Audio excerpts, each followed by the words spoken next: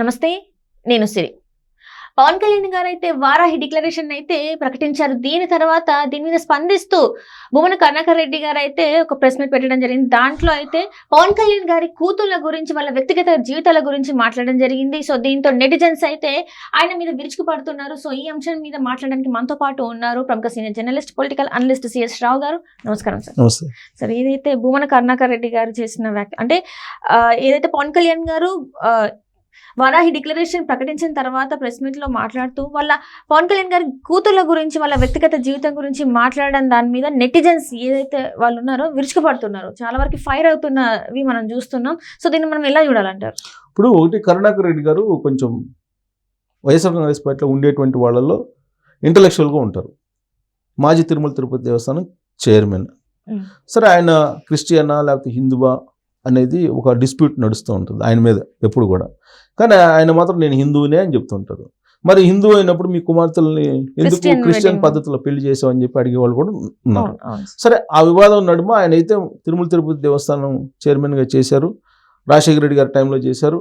ఆ తర్వాత జగన్మోహన్ రెడ్డి గారి టైంలో కూడా తిరుమల తిరుపతి దేవస్థానం చైర్మన్గా కూడా చేశారు. ఆయన కొంచెం పద్ధతిగా మాట్లాడే వాళ్ళల్లో ఉంటారు వైఎస్ఆర్ కాంగ్రెస్ పార్టీలో అనుకోవచ్చు. కొంచెం పద్ధతిగా మాట్లాడతారు, దాంట్లో ఎలాంటి సందేహం లేదు. ప్లస్ ఇంటలెక్చువల్గా కూడా మాట్లాడతారు. వామపక్ష భాజాలం కూడా ఉంటుంది ఆయనకి. అందువల్ల కొంచెం ఆయన పట్ల గౌరవం ఉంటుంది ఎక్కువగా. అయితే పవన్ కళ్యాణ్ గారు తిరుమల వెళ్ళి తిరుమల దర్శనం తర్వాత తిరుపతిలో వారాహి సభ పెట్టి వారాహి సభలో వారాహి డిక్లరేషన్ అనౌన్స్ చేశారు. డిక్లరేషన్లో అనేక అంశాలను ఆయన ప్రస్తావించారు. తిరుమల తిరుపతి దేవస్థానం గురించి, దాని ప్రాశస్త్యం గురించి, నెయ్యి కల్తీ గురించి, అలాగే సనాతన ధర్మాన్ని కాపాడేదానికి తాను వెనకాడనని, సనాతన ధర్మం గురించి, సనాతన ధర్మానికి ఒకవేళ ఏదైనా అవమానం జరిగినా లేదు అపప్రద జరిగినా ఖచ్చితంగా నేను ముందుంటాను, నేను పోరాడతాను, మీరు కూడా ధైర్యం చేసి పోరాటానికి సిద్ధంగా ఉండండి అని చెప్పి ఆయన ఏదో ఒక దిశానిర్దేశం చేశారు అక్కడ ఆయన అభిమానులకి. ఈ వారాహి డిక్లరేషన్ అనౌన్స్ చేసిన తర్వాత కరుణాకర్ రెడ్డి గారు మీడియా సమావేశాన్ని ఏర్పాటు చేశారు. ఎందుకంటే తిరుపతిలో జరిగింది ఆ సభ కాబట్టి బహుశా తిరుపతి లీడర్లే రెస్పాండ్ కావాలనుకున్నారో ఏమో, ఆయన మీడియా ముందుకు వచ్చారు. మీడియా ముందుకు వచ్చి వారాహి డిక్లరేషను లేదంటే పవన్ కళ్యాణ్ గారు మాట్లాడినటువంటి స్పీచ్ మీద ఆయన విమర్శించినా, అభ్యంతరం పెట్టినా, లేదంటే తప్పు పట్టినా ఎవరు పెద్దగా కరుణాకర్ రెడ్డి గారిని పట్టించుకోరు. కానీ పవన్ కళ్యాణ్ గారి కుమార్తెల గురించి ఆయన ప్రస్తావన చేశారు. ప్రస్తావన చేసి వాళ్ళ ప్రైవేటు జీవితంలోకి, వాళ్ళ ఇంట్లో వ్యవహారాల్లోకి వెళ్ళేటువంటి ప్రయత్నం చేశారు కరుణాకర్ రెడ్డి గారు. దాంతో పవన్ కళ్యాణ్ అభిమానులు కానీ, జనసేనకు సంబంధించిన కార్యకర్తలు కానీ, నెట్జన్లు ఇరుచుకుపడుతున్నారు కరుణాకర్ రెడ్డి గారి మీద. ఏం మాట్లాడారు అని అంటే, ఆయన తిరుమల తిరుపతి దేవస్థానానికి వెళ్ళారు పవన్ కళ్యాణ్ గారు. ఆయన ఏదో ప్రాయశ్చిత్త దీక్షలో ఏదో చేశారు. ప్రాయశ్చిత్త దీక్షలు చేసి నెయ్యి కల్తీకి సంబంధించి తెలుసో తెలియకో తప్పు జరిగిపోయింది, దాంట్లో ఆ తప్పుని క్షమించు దేవుడా అని చెప్పేసి ఆయన ప్రాయశ్చిత్త దీక్ష 11 రోజులు చేసి ఆ ప్రాయశ్చిత్త దీక్షను అక్కడ విరమించారు. తిరుమలలో విరమించి స్వామివారి దర్శనం చేసుకోవడానికి తన కుమార్తెలతోటి వెళ్ళారు. వెళ్ళి ఇప్పుడు వాళ్ళు క్రిస్టియన్. సో క్రిస్టియన్ మతానికి సంబంధించిన వాళ్ళు పాటిస్తారు కాబట్టి డిక్లరేషన్ ఇప్పించారు కుమార్తెలతోటి డిక్లరేషన్ ఇప్పించారు.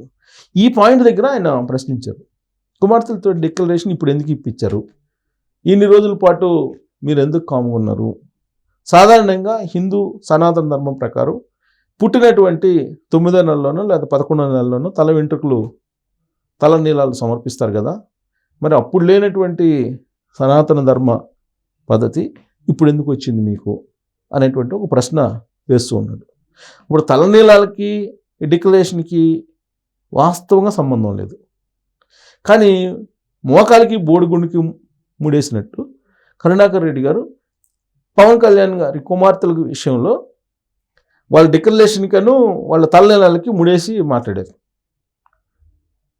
మీరు నిజంగా సనాతన ధర్మాన్ని కాపాడేవాళ్ళు అయితే, సనాతన ధర్మాన్ని ఆచరించే వాళ్ళు అయితే మీరు మీ పిల్లలకి తలనీలాలు 9వ నెలలో 11వ నెలలో ఎందుకు ఇవ్వలేదు, ఇప్పుడు వాళ్ళ చేత ఎందుకు డిక్లరేషన్ ఇప్పిస్తున్నారు అనేటువంటి ఒక పాయింట్ ఆయన రైజ్ చేశారు. అసలు వాళ్ళు తలనీళ్ళు ఇవ్వకపోవడానికి డిక్లరేషన్ సంబంధం లేదు. ఇప్పుడు ఎవరైనా డిక్లరేషన్ ఇచ్చి మీరు వెళ్ళి దర్శించుకోవచ్చు. ఇప్పుడు జగన్మోహన్ రెడ్డి గారిని అప్పుడు మొన్న ఎందుకు డిక్లరేషన్ ఇవ్వమని చెప్పేసి మీరు అడిగారు?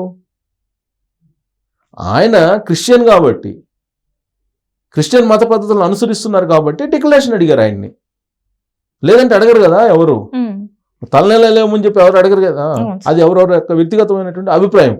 జగన్మోహన్ రెడ్డి డిక్లరేషనే కాదు తలనీళ్ళు కూడా ఇవ్వాలని చెప్పేసి ఆ రోజు ఎవరు అడగలేదు కదా. లేదు జగన్మోహన్ రెడ్డి గారు సనాతన ధర్మాన్ని పాటిస్తున్నాను, నేను హిందువుని అని చెప్పి చెప్పుకున్నా పంపిస్తారు. ఆయన క్రిస్టియన్ అని చెప్తున్నారు కదా. నేను క్రిస్టియన్ మత పద్ధతుల ప్రకారం మా ఇంట్లో వాళ్ళందరూ క్రిస్టియన్స్, క్రిస్టియన్ ఆచారాన్ని పాటిస్తున్నానని చెప్పి చెప్తున్నారు కదా. దానికి తగిన విధంగా ఆయన వ్యవహరిస్తున్నారు కదా. రాజశేఖర రెడ్డి గారు చనిపోయిన రోజు ఎక్కడికి వెళ్తున్నారు? ఇడుపులపై వెళ్తున్నారు. ఇడుపులపై వెళ్ళి ప్రార్థనలు చేస్తున్నారు. అంతే కదా. అదేం సనాతన ధర్మంలో అట్టేం చెప్పలేదు కదా. బైబిల్ చదువుతున్నారు, బైబిల్ సందేశాన్ని వింటున్నారు, తప్పులేదు. అది ఎవరి యొక్క వ్యక్తిగతమైన అభిప్రాయం. అయితే ఎప్పటి నుంచో బ్రిటిష్ కాలం నుంచి బ్రిటిష్ వాళ్ళు కూడా అనుసరించినటువంటి డిక్లరేషన్ని తిరుమల శ్రీవారి దర్శనం కోసం అన్యమతస్తులు పాటించాలి, అది నువ్వు ఎందుకు పాటించవు అని అడిగారు. ఎవరిని? జగన్మోహన్ రెడ్డి గారిని. నువ్వు డిక్లరేషన్ ఇచ్చి వెళ్ళిపో, డిక్లరేషన్ ఇచ్చి దర్శనానికి ఎన్నిసార్లు అయినా వెళ్ళు, ఎవరు అడగరు కదా.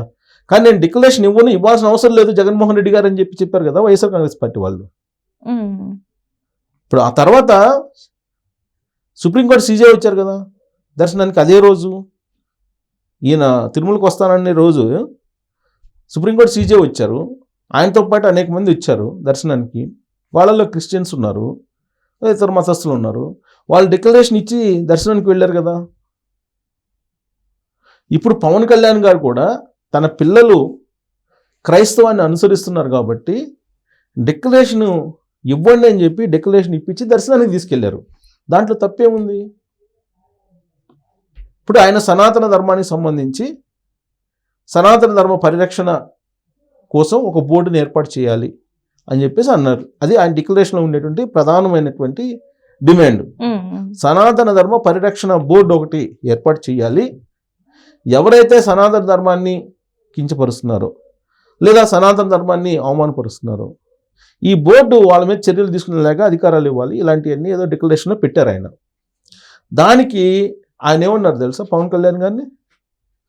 సనాతన ధర్మ పరిరక్షణ పీఠాధిపతి శ్రీ శ్రీ శ్రీ శ్రీ పవనానంద స్వామి గారు అంటూ సంబోధించారు.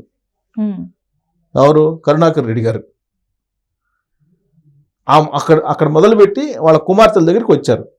వాళ్ళ కుమార్తెల దగ్గరికి వచ్చి వాళ్ళ కుమార్తెలు డిక్లరేషన్ ఇప్పుడు ఎందుకు ఇవ్వాలి, డిక్లరేషన్ ఇచ్చినంత మాత్రాన వాళ్ళు హిందువులు అవుతారా అని చెప్పి ప్రశ్న చేశారు. హిందువులు అని చెప్పి ఆయన చెప్పలేదు కదా, వాళ్ళు క్రిస్టియానిటీని అనుసరిస్తున్నారు కాబట్టి నేను డిక్లరేషన్ ఇప్పించి నేను దర్శనానికి తీసుకెళ్ళానని చెప్పి పవన్ కళ్యాణ్ గారు చెప్పారు. కరుణాకర్ రెడ్డి గారు ఏమంటారు? మీరు సనాతన ధర్మానికి సంబంధించినటువంటి పోరాట యోధులు కదా, మీరు పవనానంద స్వామిగా అవతారం ఎత్తారు కదా, మరి మీ కుమార్తెలు కూడా హిందువులుగా మారాలి అనేది ఆయన డిమాండ్, కరుణాకర్ రెడ్డి గారి డిమాండ్. కాబట్టి ఇదే వర్తిస్తుంది కదా కరుణాకర్ రెడ్డి గారు కూడా. ఆయన హిందూ అయినప్పుడు వాళ్ళ కూతుళ్ళకి కూడా హిందూ పద్ధతిలోనే పెళ్లిళ్ళు చేయాలి. మరి అప్పుడు వాళ్ళ కూతుళ్ళకి క్రిస్టియన్ పద్ధతిలో చేశారంటే మరి అప్పుడు ఆయన క్రిస్టియన్ అవుతారు కదా. ఈ చిన్న లాజిక్ ఎందుకు మర్చిపోయారు? ఆ లాజిక్ ఆయన మర్చిపోయాడు. అందుకే నెట్ జైల్లో ఆయన వెంటాడుతున్నారు పవన్ కళ్యాణ్ గారు చేసిన తప్పు ఏంటి అని. దాంతో ఆయన భూమన కరుణాకర్ రెడ్డి గారి వ్యాఖ్యలు మీడియా సమావేశం బూమరంగ్ అయిందని చెప్పొచ్చు. Right. Thank you so much sir. Thank you.